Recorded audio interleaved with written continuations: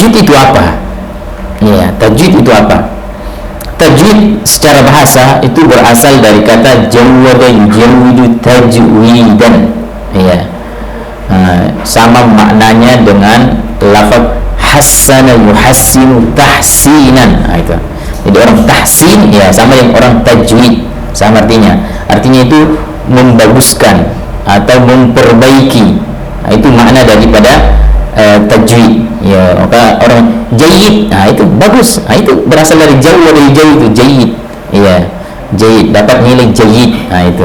Itu bagus artinya. Orang Arab mengatakan jawwada syai', artinya dia memperindah sesuatu. Ya. Dan apapun yang diperindah dari kitabullah tentu ini adalah merupakan kemuliaan dan tentu disuka oleh Allah kalau kitabnya diperindah bacaannya. Ya, dan bahkan ada anjurannya untuk kita membaca Al-Quran dengan baik. Ya. Dan tentu kalau kitabullah ini kita baca dengan baik, berarti ini bagian dari kita mengagungkan syiar-syiarnya Allah. Ya, di surah Al-Hajj Allah mengatakan, "Wa may yu'azzim sya'airallahi fa innaha min taqwal qulub." Siapa yang mengagungkan syiar-syiarnya Allah, syiarnya adalah salah satunya adalah Al-Quran, fa innahu min taqwal qulub, maka itu hadir datang dari takwanya hatinya. Ya, jadi orang kalau punya takwa, hatinya bertakwa, maka dia akan senantiasa mengagungkan syiar-syiarnya Allah. Ya, salah satu di antaranya adalah Al-Quran. Itu secara bahasa. Adapun secara istilah, tajwid itu didefinisikan oleh para ulama, ya banyak definisi. Kalau definisi yang secara umum itu dia sebut ikhraju kulli harfin min makhrajihi ma'a nuta'i haqqahu wa mustahaqqahu. Ya. Itu definisi yang paling banyak saya dapatkan di buku. Ikhraju kulli harfin, mengeluarkan dari setiap huruf min makhrajihi, dari tempat keluarnya, ma'a i'ta'ihi haqqahu wa mustahaqqahu, ya, serta memberikan haknya dan mustahaknya. Itu definisi yang banyak dalam buku-buku kitab para ulama. Adapun kalau yang Imam Ibnu Jazari dalam kitabnya Muqaddimah Al-Jazariyah, itu Al-Jazariyah itu merupakan rujukan para penuntut ilmu tajwid. Ya, Al-Jazariyah 109 bait. Ya, itu ada 109 bait. Itu kalau kita hafal itu ya hampir-hampir ya kita sudah menguasai ilmu tajwid, karena hampir di situ semua ada bab-bab tajwid. Imam Ibnu Jazari dalam bukunya dalam tajwid dari Muqaddimah Al-Jazariyah itu beliau mengatakan begini, at-tajwid huwa, tajwid itu adalah i'ta'ul hurufi haqqaha, kita memberikan kepada huruf itu haknya, min sifatin laha, yaitu dari sifat-sifatnya, wa mustahaqqaha, dan kita memberikan pada huruf tersebut mustahaknya. Jadi tajwid itu kalau kita perhatikan baik-baik hanya 3 poin. I'ta'ul huruf haqqaha, kita memberikan kepada huruf itu haknya, ikhraju kulli harfin min makhraji, kita mengeluarkan hurufnya dari tempat keluarnya. Kemudian i'ta'u haqqaha, kita memberikan haknya, wa mustahaqqaha, dan mustahaknya. Ya, jadi tajwid itu mengeluarkan huruf dari tempat keluarnya, memberikan haknya dan mustahaknya. Kalau Imam Al-Jazari ini dia hanya 2, memberikan huruf haknya dan mustahaknya. Ya, jadi itu definisinya ya. Jadi ada beberapa definisi, tapi nanti ya pada intinya akan sama. Ya, jadi ini i'ta'ul hurufi haqqaha wa mustahaqqah, memberikan kepada huruf hak dan mustahak. Ya, apa itu hak dan mustahak? Haknya huruf, itu salah satunya diantaranya tempat keluar hurufnya. Jadi kalau Imam Al-Jazari tidak menyebutkan ikhraju kulli harfin, mengeluarkan huruf, karena haknya huruf, salah satu di antara makna daripada haknya huruf adalah mengeluarkan huruf tersebut dari tempat keluarnya. Itu haknya huruf. Ya, jadi makhrajnya ya dikeluarkan dari tempatnya yang benar. Itu adalah haknya huruf. Ya. Kemudian sifatnya. Huruf itu nanti kita di bab sifat, ya sifat huruf itu ada 17, ada terbagi 2, ada yang secara, ada namanya lazimah, sifat huruf yang selalu ada, tidak ada sama huruf tersebut. Dan ada namanya sifat aridhah, sifat yang kadang ada kadang tidak ada. Ya, nanti di bab sifat kita akan lebih dalam. Yang jelasnya contoh seperti sifat huruf, ada namanya sifat huruf hams. Hams itu mengalirnya nafas. Ya, seperti kalau kita melafadzkan huruf ta. Ya, jadi ta itu tidak seperti kalau kita bilang ta, huruf t kita ya. Ya, kita mengatakan tadi ya tidak tahu. Ya, t kita itu tidak mengalir nafasnya. Ya, karena huruf t kita tidak mengalir nafas. Tapi kalau orang Arab punya t itu, huruf ta itu ada aliran nafasnya. Ta, ti, tu. Ya, tapi jangan juga berlebihan. Ca, ci, cu. Ya, karena itu sudah keluar dari makhrajnya. Ya, jadi istilahnya kasih porsinya yang berlebihan. Ya, karena ada juga yang begitu. Ya, istilahnya terlalu semangat. Ya, akhirnya melebihi kadar aslinya. Nah, itu. Nah, itu yang harus kita standarkan ya. Jadi makhrajnya. Jadi orang Arab ya sama dengan k juga. Nah, kita kalau bilang kakiku, kukunya kaku-kaku, itu kan tidak ada hamznya. Seandainya orang Arab bilang begitu, mungkin dia bilang kakiku, kukunya kaku-kaku. Nah, itu kan k, dia ada, itu namanya hamz, mengalir nafas. Ketika dia sebut ak, nah, ada aliran ak, ya, ak, ya. Kalau kita kan ak, nah gitu mati aja.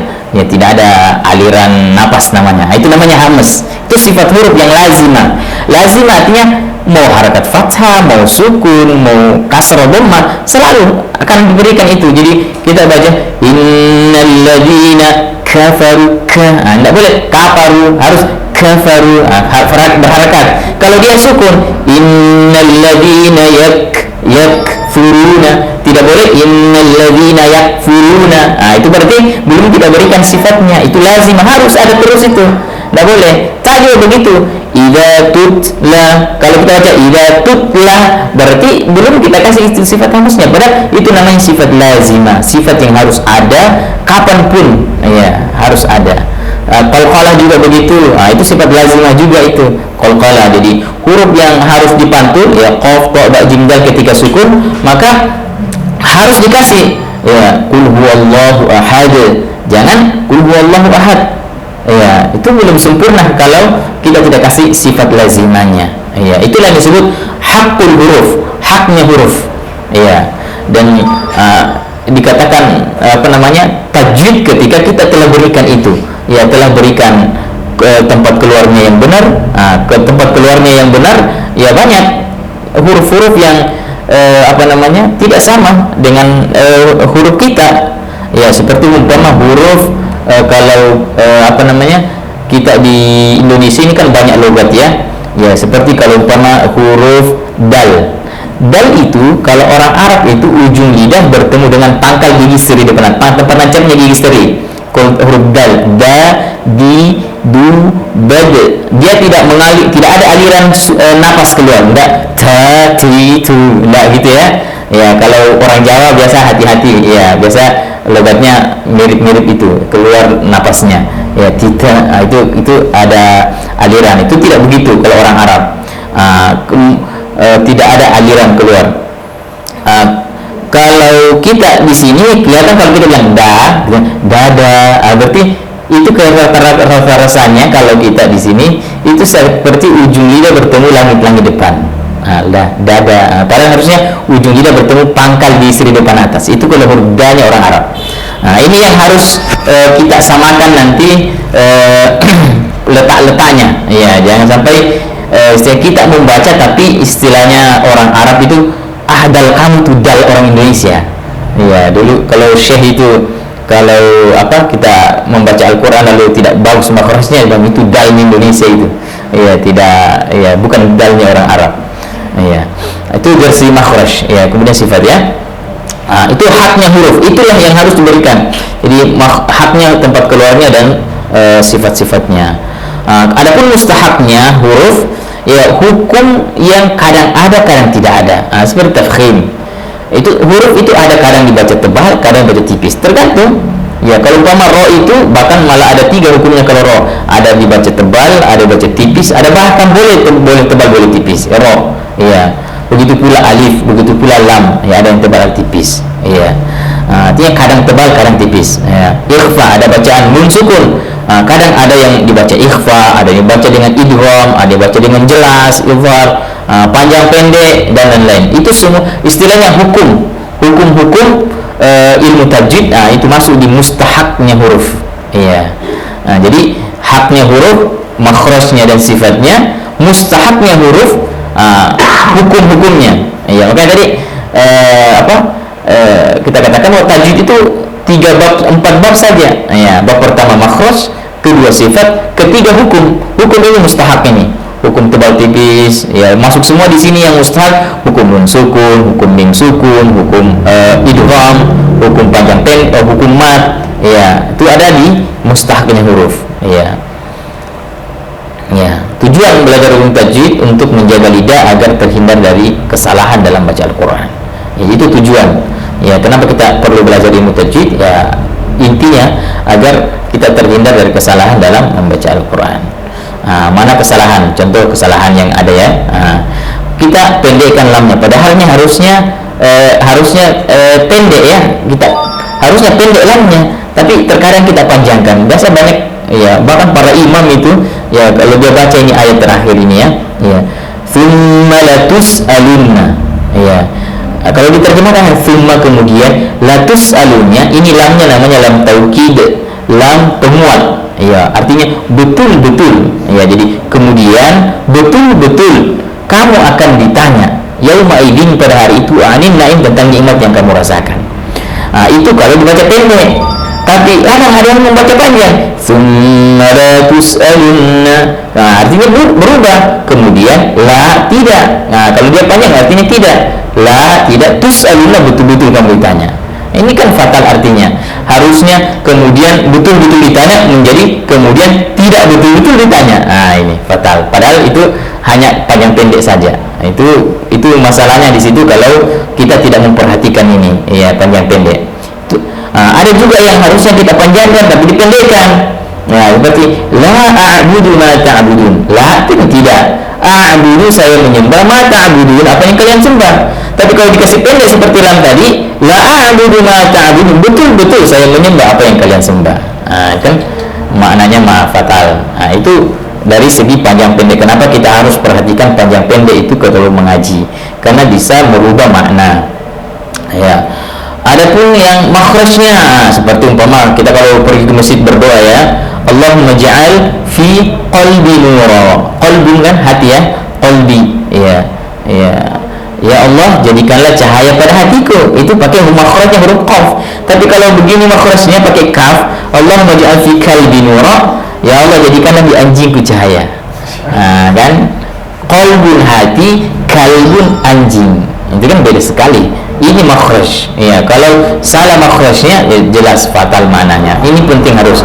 Jadi harus kita belajar tentang makharijul huruf yang benar, ya. Karena huruf-huruf Arab itu kalau salah, ya salah, ya. Salah makhraj, ya jelas salah makna, salah arti, ya. Jadi makanya sebagian ulama tajwid itu mengatakan bahwa kalau kita belajar ilmu tajwid, yang paling pertama harus kita pelajari itu adalah bermakhraj dulu. Ya, seperti Imam Al-Jazari ini, dia mengatakan bahwa makharijul huruf was sifati, ya, itu pertama yang dipelajari. Apa tujuannya? Liyal fi'lu bi afsahil lughati. Ya, tujuan kenapa harus makhraj dulu yang harus kita pelajari, karena inilah yang membuat huruf-huruf itu, lafaz itu bisa kita baca dengan fasih. Ya, jadi liyal fi'lu bi afsahil lughati, supaya bisa melafazkan huruf itu dengan fasih. Itu kenapa bab makhraj dulu yang harus dipelajari.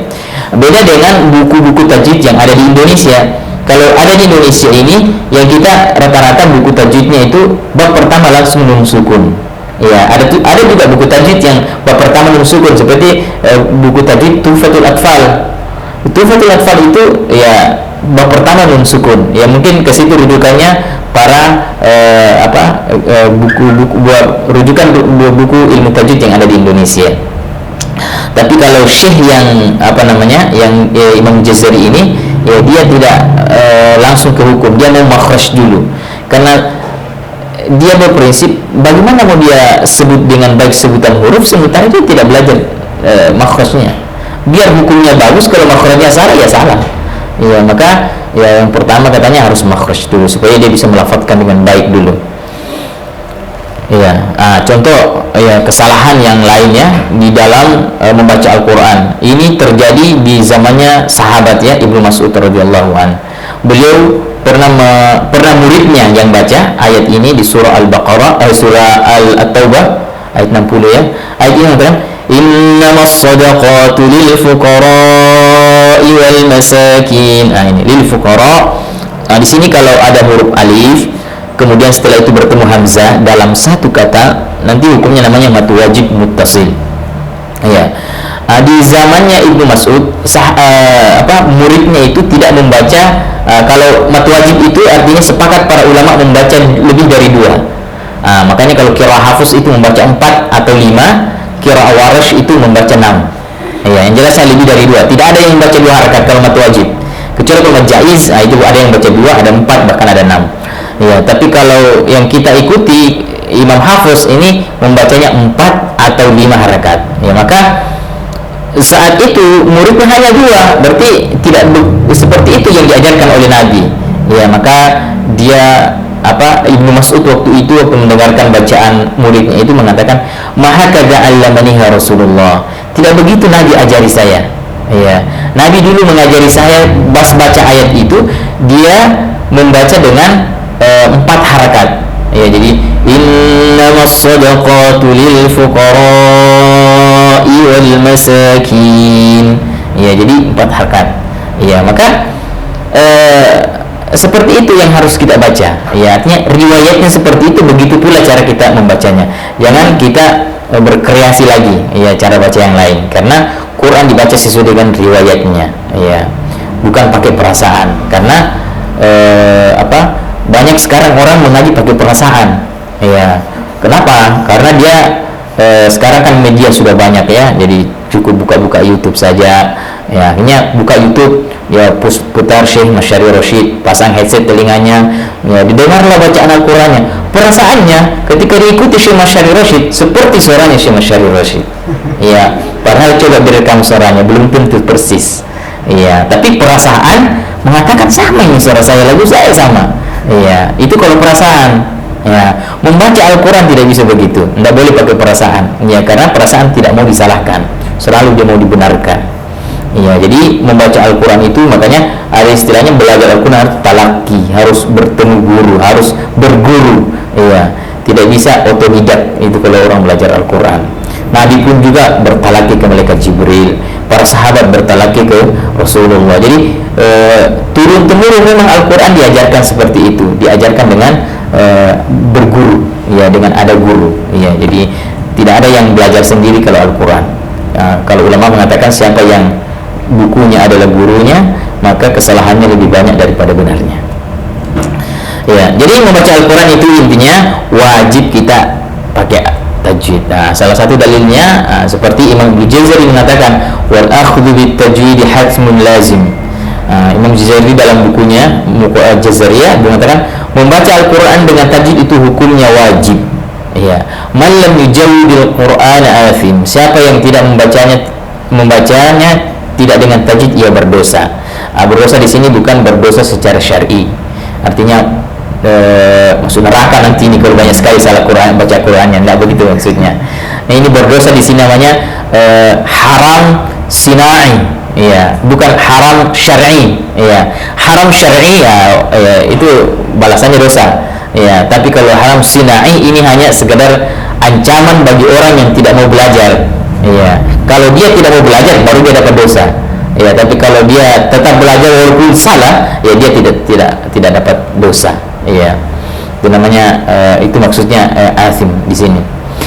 Li'annahu bihil ilahu anzalah, karena Al-Quran memang diturunkan dengan tajwid. Jadi Quran ini dari malaikat Jibril, dari Allah ke malaikat Jibril ke Rasulullah, itu sudah paket memang dengan tajwid. Ya, artinya bukan Quran turun sendiri baru nanti tajwidnya di belakang begini cara baca, tidak, sudah diturunkan memang sudah dengan cara bertajwid. Iya, wa hakadha minhu ilaina wasala, dan sampai kepada kita, artinya sampai sekarang ini Al-Quran diajarkan kepada kita.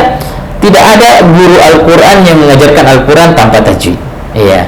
Bahkan kalau mau belajar berguru ke syekh biasanya, itu pertama biasa pertanyaannya, kamu sudah baca buku Al-Jazariyah dengan Tuhfatul Atfal? Artinya dua buku tajwid itu, Al-Jazariyah dan Tuhfatul Atfal, itu adalah buku dasar orang kalau mau belajar Al-Quran. Nah, kalau kita mau berguru ke syekh tentang Al-Quran, itu pertama pertanyaannya biasanya, sudah baca buku Al-Jazariyah dengan atau Tuhfatul Atfal? Kalau kita jawab belum, suruh belajar dulu. Nah, itu. Jadi karena dasar-dasarnya ada di situ. Iya. Jadi memang ya al-tajwid ini ya kalau secara hukum fardu kifayah kata para ulama. Artinya kalau sudah ada di antara kita pergi belajar, ya gugurlah hukumnya, belajar yang lain. Namun dari segi pengamalan, ketika kita membaca Al-Quran itu fardu ain. Siapa saja di antara kita kalau baca Al-Quran wajib, ya fardu ain dia membacanya dengan hukum-hukum ilmu tajwid. Tidak boleh dia mengatakan, sudah ada yang pergi belajar ilmu tajwid, nanti kalau saya baca Quran tidak perlu bertajwid. Tidak seperti itu. Belajar secara detailnya ilmu tajwid, itu yang fardu kifayah. Belajar teori-teorinya apa semua, tapi mempraktekkannya ya ketika baca Al-Quran itu harus pakai tajwid. Iya. Dan orang baca Al-Quran terkadang tidak mesti harus kuasai secara detail ilmu tajwidnya. Iya, cukup secara umum saja bisa. Iya, sudah bisa. Bahkan saya dulu waktu baru mulai belajar Al-Quran, guru kita itu tidak terlalu banyak fokus dalam teori. Ya, dia lebih banyak fokus ke praktek. Jadi betul praktek kita, tapi ketika ditanya hukumnya apa itu, kita waktu itu belum tahu. Ya, nanti setelah ada syekh yang kemudian bikin daurah tentang tajwid, baru kita lebih fokus, oh ini hukumnya ini, oh kenapa dibaca seperti ini. Ya, tapi kita dulu dibimbing oleh guru. Jadi guru itu setiap kita salah, ditegur. Ya, jadi istilahnya bukan belajar otodidak juga. Ya, tetap kita dipandu bacaan kita. Ya, dengungnya sekian panjangnya, ya gunnahnya, tebal tipisnya. Ya, itu ada guru yang mengoreksi selalu. Ya. Nah, dalilnya membaca Al-Quran itu dengan tajwid, ini di surah Al-Muzammil, ya, warattilil Qur'ana tartila. Ya, itu warattil itu artinya baca dengan pelan. Ya, rattala yurattilu, kalau dari segi bahasa itu tartil itu artinya tersusun. Ya, jadi orang kalau giginya rapi itu disebut sinun murattal.